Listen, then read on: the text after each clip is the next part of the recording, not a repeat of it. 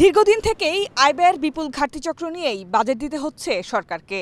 বাজেটের আকার প্রতি বছরেই যখন বাড়ছে, তখন ব্যয়ের সঙ্গে আয়ের সামঞ্জস্য থাকছে না। যথারীতি বাড়ছে ঋণ নির্ভরতা, যার সুদ দিতে আবার চাপে পড়ছে অর্থনীতি।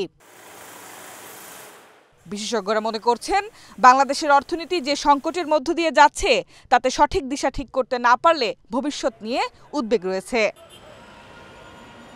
তবে ভর্তুকি থাকার পরও যদি নিয়মিত কর নিশ্চিত করা যায়, তাহলে বিদেশি ঋণের ওপর নির্ভরতা কমবে বলে মত এই বিশেষজ্ঞের।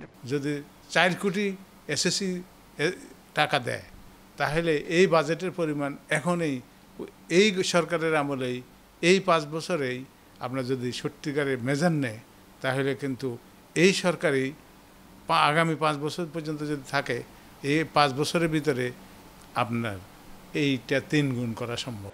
এদিকে বাজেট ঘাটতি মেটাতে বিদেশি ঋণ নির্ভরতার বিকল্প ভাবছে অর্থনীতিবিদরা।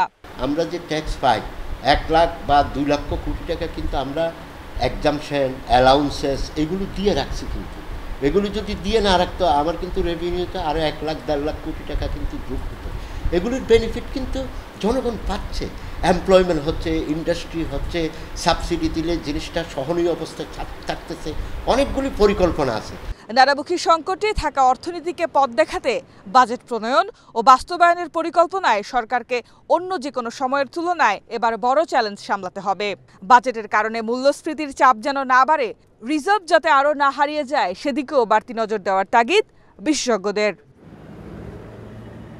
H A Mitu, Asian television, Dhaka.